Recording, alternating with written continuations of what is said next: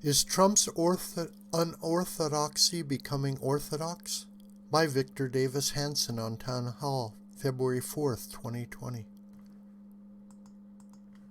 When candidate Donald Trump campaigned on calling China to account for its trade piracy, observers thought he was either crazy or dangerous.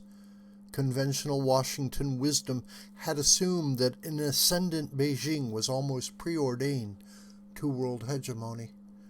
Trump's tariffs and polarization of China were considered about the worst thing an American president could do. The accepted bipartisan strategy was to accommodate, not oppose, China's growing power. The hope was that its newfound wealth and global influence would liberalize the ruling communist government. 4 years later, only a naif believes that. Instead, there is an emerging consensus that China's cutthroat violations of international norms were long ago overdue for an accounting. China's re-education camps, its Orwellian internal surveillance, its crackdown on Hong Kong democracy activists, and its secrecy about the deadly coronavirus outbreak have all convinced the world that China has now become a dangerous international outlier. Trump courted moderate Arab nations in forming an anti-Iranian coalition opposed to Iran's terrorist and nuclear agendas. His policies utterly reversed the Obama administration's estrangement from Israel and outreach to Tehran. Last week, Trump nonchalantly offered the Palestinians a take-it-or-leave-it independent state on the West Bank, but without believing that a West Bank settlement was the key to peace in the entire Middle East. Trump's cancellation of the Iran deal in particular was met with international outrage. More global anger followed after the targeted killing of Iranian terrorist leader General Qasem Soleimani. In short, Trump's Middle East recalibrations won few supporters among the bipartisan establishment. But recently, Europeans have privately started to agree that more sanctions are needed on Iran, that the world is better off with Soleimani gone, and that the West Bank is not central to regional peace. Iran has now become a pariah. U.S.-sponsored sanctions have reduced the theocracy to near bankruptcy. Most nations understand that if Iran kills Americans or openly starts up its nuclear program, the U.S. will inflict disproportional damage on its infrastructure.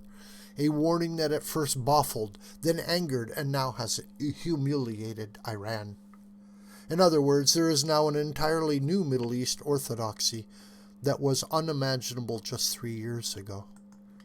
Suddenly, the pro-Iranian, anti-Western Palestinians have few supporters.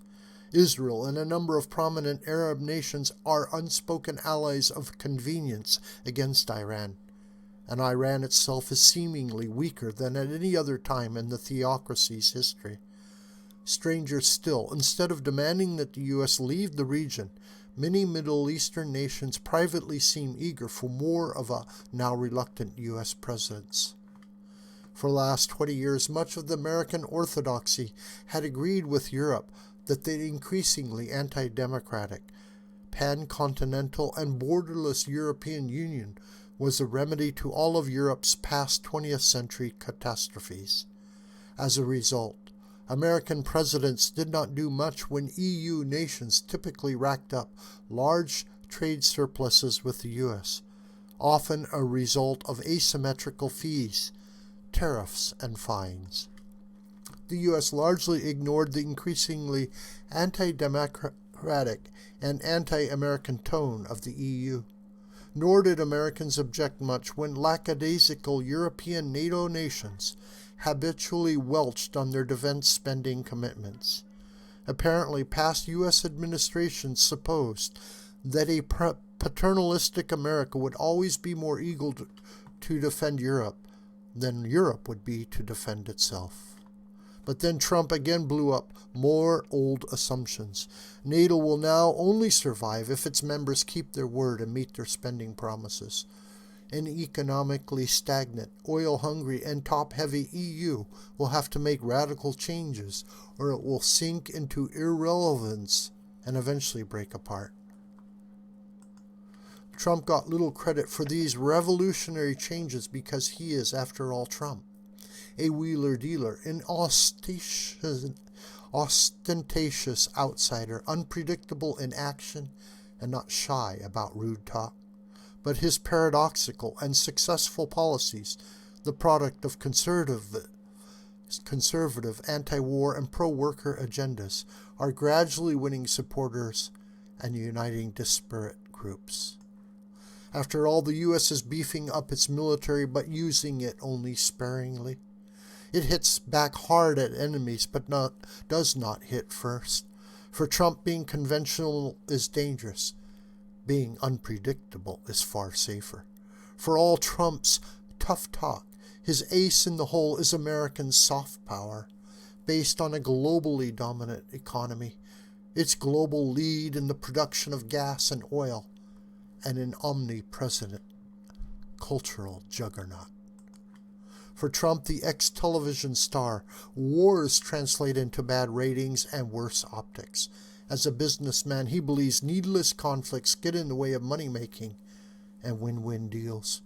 The result of the new orthodoxy is that the U.S.